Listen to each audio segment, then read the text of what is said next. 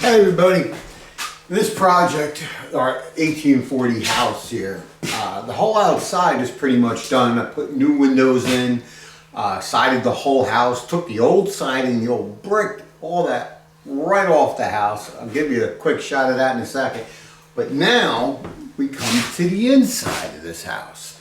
This house seriously needs to be gutted. As you can see, we have some of the old plaster that actually fell off when I was outside doing the siding. You can tell by the new sheathing there. And the rest of it just has to be done. But check this out. This is the dining room.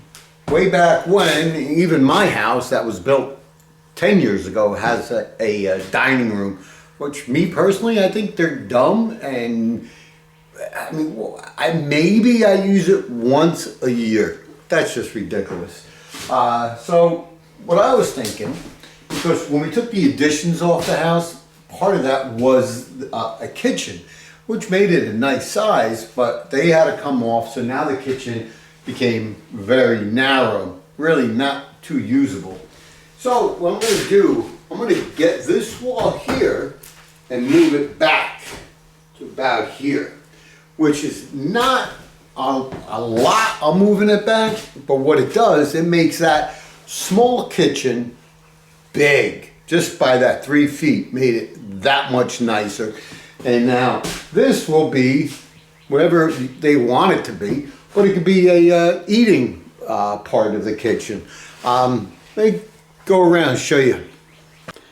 Okay, this is the wall we're going to move back to about here. And this is the rest of the room. Kind of nice little nook right there, and be a nice little eating kitchen. Now this is the actual kitchen. This is where we took all the additions. There was an addition out this way, and there were 3 additions out this way. So we took them right off, reframed the wall, and this is what we're stuck with. Already did all the plumbing for the kitchen, as you see. And over here, we used to have a staircase going down into the basement. Now, the staircase takes up a lot of room right here. So, you know, it's an old house, and the basement ceiling's not an 8 foot. It's more like a 6.5 height, if that, ceiling. But we have a outside entrance that I actually put in, so it makes it good to get down there if needed. Over here, I did for a half bath. You can see it's not all the way sheetrocked and stuff, but the electric is in and inspected, plumbing is in, and this would be the kitchen. Now the kitchen, you can see, is it's about 8 feet wide. Going to have 2 feet of cabinet coming out this way, and so you really, it's just too small. But by moving this back to about this line, whoa, where'd it go?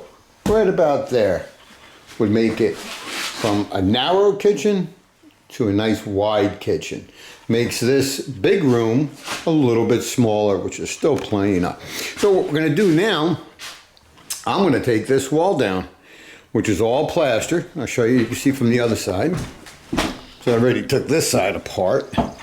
And it's all old plaster, way back when. And that's a 9 foot wall, 9 foot high. Crazy, right? Where the first floor is 9 foot, but the second floor is a lot less. So let's get cracking. You may ask yourself, so what's the best tool to take down a plaster wall? Big piece of wood. Let's see.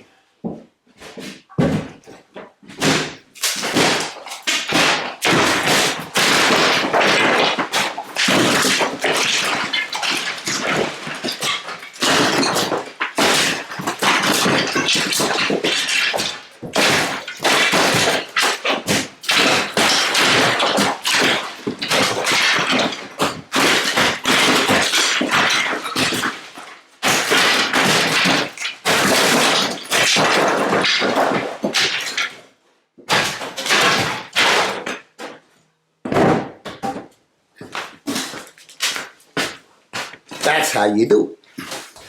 These walls in here are non-load bearing. Now, typically, if this was a platform framed house, yeah, a wall in the middle of the room like this, perpendicular to the roof rafters and the floor joists, yeah, that would be load bearing and that would be a little bit of an issue. The only issue here is the dumb, gigantic, very dumb building department. So if I was to put a new wall in and he sees that, he's like, oh, we need engineering on that. Oh. Mainly because they don't know what they're looking at, so automatically they're like, oh, spend a couple grand on something stupid. So that's why I'm getting the wall and moving it. So when they come, they don't have to open up that can of worms. Basically, that's why, but it's more of a pain in the butt. Well, that came down very, very easy. And that was because when I did the siding, all the brick was in between the studs there. And the brick was attached to all that plaster without any wood lavs. So as you can see, we're in the living room now. Got this old fireplace. The chimney was falling down, so I actually took that out. So I'm still debating whether or not to keep this fireplace or not. Maybe put like an electric insert in it, you know. And that piece of rock that's missing is actually right there.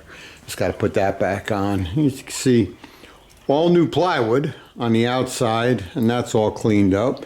But not that. There's all the piles of everything. So we're getting there. Piece out here. You can see all the brick outline, even the color from the brick, and how thick that is.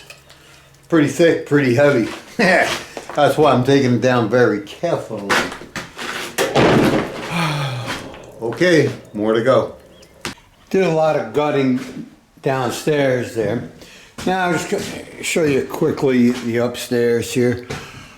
Got this, I guess you can call it a linen closet. See if I can give you a better view.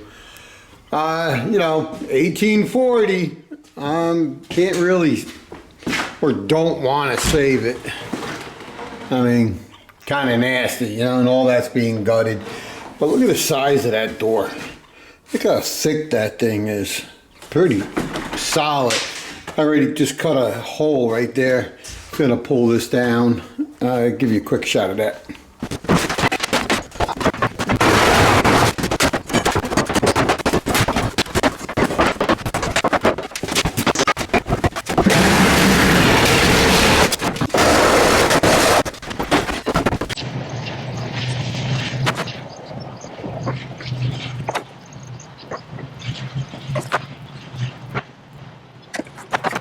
Okay, trailer hooked up, going to the dump. I'm gonna try to get as much of that as I can, but at the dump, they're always like in a hurry. Hurry, hurry, hurry, hurry, back up, unload, go. Real pain in the butt. So, let's go to the dump. That building there. It's a U-Haul storage. Oh yeah, like we don't have enough self-storage places around here. And boy, now look at that. And there's another one right there. My God, they're building so many. Okay, to the dump we go.